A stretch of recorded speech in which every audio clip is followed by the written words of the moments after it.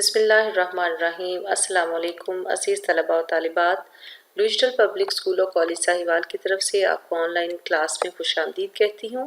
میرا نام فاخرہ جبیں ہے۔ آج میں آپ کو حجر اسود کی کہانی کا دوسرا حصہ سناؤں گی۔ اس سبق کو پڑھنے کے بعد آپ اس قابل ہو جائیں گے کہ مشقی سوالات کے جوابات از خود لکھ سکیں۔ آئیے سبق کا دوسرے حصے کا آغاز کرتے ہیں۔ اگلے روز خانہ کعبہ کے صحن میں سب سے پہلے ہمارے پیارے نبی حضرت محمد صلی اللہ علیہ وآلہ وسلم پہنچے۔ تب آپ صلی اللہ علیہ وآلہ وسلم کی عمر مبارک صرف 25 برس تھی اور آپ صلی اللہ علیہ وآلہ وسلم نے ابھی نبوت کا اعلان نہیں کیا تھا، لیکن اس کے باوجود مکہ کے لوگ آپ صلی اللہ علیہ وآلہ وسلم کی سچائی اور ایمانداری کے قائل تھے، اور وہ آپ صلی اللہ علیہ وآلہ وسلم کو صادق اور امین کہہ کر پکارتے تھے۔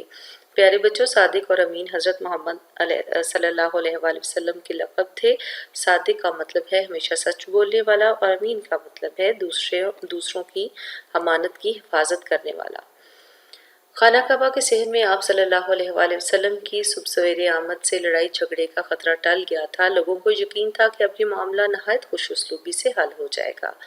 آپ صلی اللہ علیہ وآلہ وسلم نے ایک چادر منگوائی، حجر اسود کو اپنے دستے مبارک سے اٹھایا اور چادر پر رکھ دیا۔ آپ صلی اللہ علیہ وآلہ وسلم نے ہر قبیلے کا ایک ایک نمائندہ لیا اور تمام نمائندوں سے فرمایا کہ وہ چاروں کونے تھام کر چادر کو اوپر اٹھائیں۔ جب چادر اس مقام تک پہنچ گئی جہاں حجر اسود کو نصب کیا جانا تھا، تب آپ صلی اللہ علیہ وآلہ وسلم نے حجر اسود کو اپنے دستے مبارک میں لیا اور کعبہ کی دیوار میں لگا دیا۔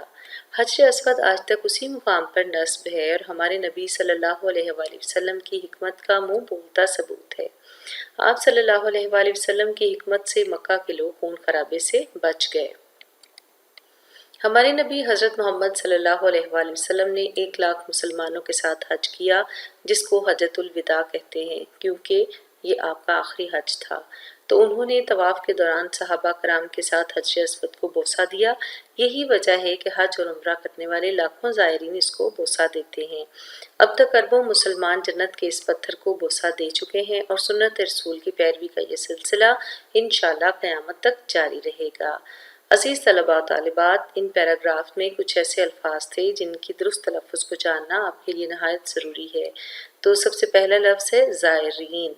کیا ہے یہ لفظ؟ زائرین۔ دوسرا لفظ ہے حکمت۔ تیسرا لفظ ہے دستے مبارک۔ اگلا لفظ ہے نمائندہ۔ خوش اسلوبی۔ اسلوب سے نکلا ہے، اس لیے خوش اسلوبی نہیں پڑھنا، ہم اس کو پڑھیں گے خوش اسلوبی۔ اس کے بعد عزیز طلبہ ہم مشقی سوالات کو دیکھ لیتے ہیں۔ ہمارا سب سے پہلا سوال ہے کہ خانہ کعبہ کب تعمیر ہوا؟